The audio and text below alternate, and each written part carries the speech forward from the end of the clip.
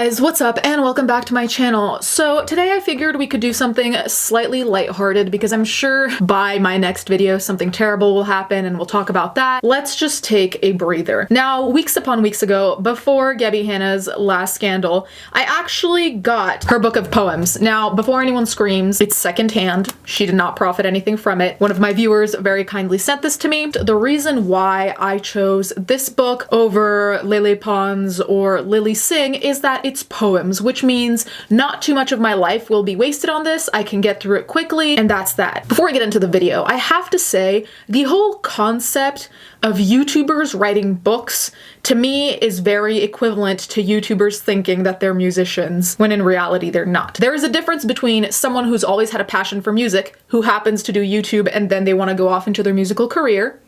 Totally fine. The same with literature, poetry, whatever the hell. There's another thing where a YouTuber gets to a certain point and then they kind of think they're good at everything. Now, there are some YouTuber books that are good, but my rule of thumb is if the YouTuber has been in a lot of drama, their book is probably terrible. This book is called Adultolescence, a very smart combination of adult and adolescent. Shakespeare who? So I have to say the title for me is a 2 out of 10 because it seems a little bit lazy. This book was published in 2017. In 2017, Gabbie Hanna would have been 26 or 27. I don't know when she wrote these, so she could have wrote them when she was way younger, we can hope. Since I'm gonna probably be roasting some of these poems, I think it's only fair for me to include my own self-published poems from when I was just a wee little 20-year-old. I'll leave those in the description. Feel free to roast me. I only think it's fair if I'm gonna drag someone that I can get dragged, and I drag my own poems, so frankly, it's fine. You might notice that there are some colorful tabs here. I kind of did this the same way that I used to do shit in school, where I would track themes with a certain type of colored tab. Obviously, I'm not doing this in an academic way because this text is not academic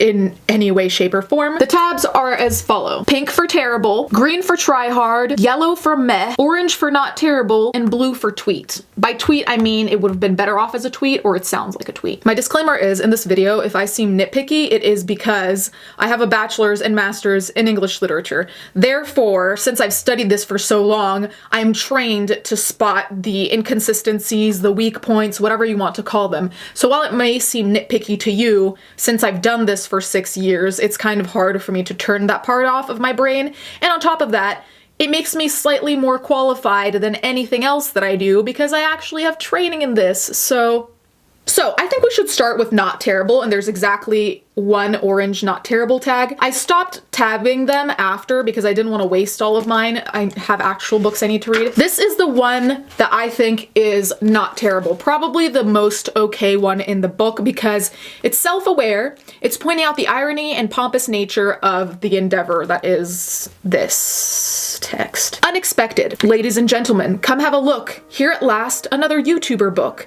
Just what we needed, someone to produce the tangible ego of a 20-something douche. Like I said, self-aware. I can't be mad at it. One thing I'm gonna say, and this goes for the majority of this book, one of the first things they tell you in beginner poetry classes, at least the ones I took when I was in college, is that rhyming should be avoided unless there's a particular reason to do it. And the reason for that is twofold. First of all, it might sound a little bit like Dr. Seuss, like in this situation. And second of all, a lot of the times people will forget the content and just try to find words that rhyme without thinking about how they fit into the poem. Does that make sense? So you can tell that they chose those words, not because the words mean something, but it's rather because, oh, those two rhyme, convenient, haha, moving on. And actually threefold, because the only time I really think rhyming pans out is if you're going for a Shakespearean sonnet, and in that case the rhyme scheme is A B A B, C D C D, E F E F, G G, and that has a purpose because you are following the Shakespearean model. Aside from that, I generally suggest don't try to rhyme because it rarely goes well. Let's look at some tweet poems. Also, apparently some of these poems are actually stolen from tweets. Do with that what you want. I read this one to my mom and she thought it was laughable. Oh, positive. I donated blood today. Feels good to finally be somebody's type. Like I said, this just could have been a tweet. That's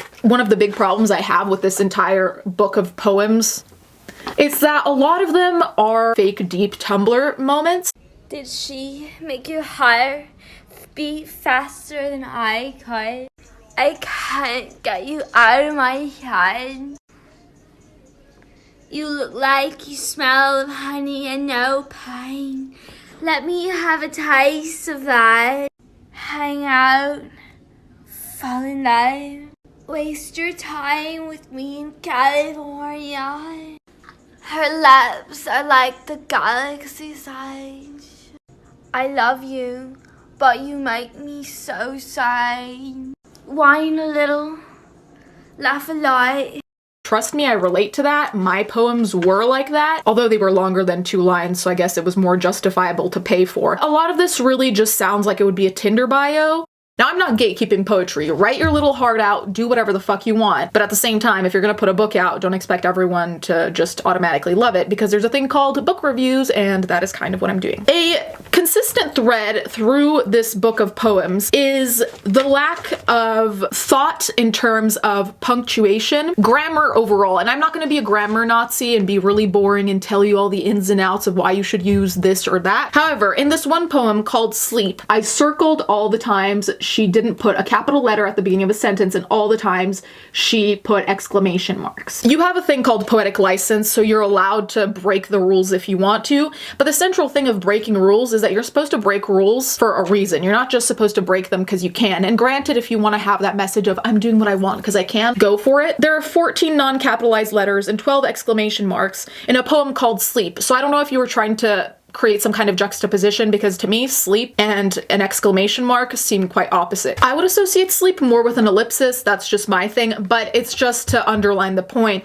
that it doesn't seem like the exclamation marks were there for a reason. And like I said, if you want to do things for no reason, that's fine. One thing I do enjoy about this book are the pictures, which are all, as far as I know, drawn by Gabbie Hanna. And to be honest, this is probably the most worthwhile part of the book. I would contend that if this book was only pictures, I would like it a lot better. So here, the poem I just showed you, it's called Pout, just so we can experience this together. Life sucks. Be grateful you woke up this morning. That's the worst part. And you might see my comment up here that says poetry in quotation marks. You know, if this book had been marketed as my thoughts on life or my journal of scribbles, whatever the hell, I wouldn't even have a problem with it. But the fact that this is marketed as poetry, it says poetry up here in tiny, probably for a good reason that it's in tiny. All of this is incredibly surface level, and that's why I don't understand what the purpose of this book was. So another issue I have with this book of poems, like I said, a lot of grammatical choices that don't make sense to me. For example, this poem is called Advice 10. If you'll notice, instead of writing because, it puts BC, and instead of writing to, it writes the number 2. Now, if it were a tweet, I wouldn't really care, but considering it's a book of poems, I'm wondering, why did you choose to do this? Is it to seem relatable and in with the kids, or are we just being lazy at this point? When I was little, I was the only person who couldn't do a cartwheel because I was too scared, so I tried, and guess what? I still can't do a cartwheel, but I gave it my best shot, and it's okay to fail as long as you try.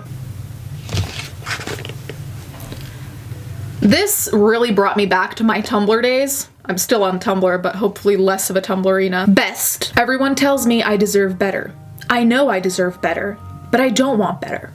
I want you. Again, why pay for something like this? I do really like this particular drawing of the unicorn stabbing the guy through the stomach. I think that's metal as fuck. I really do like the drawings, I have to say.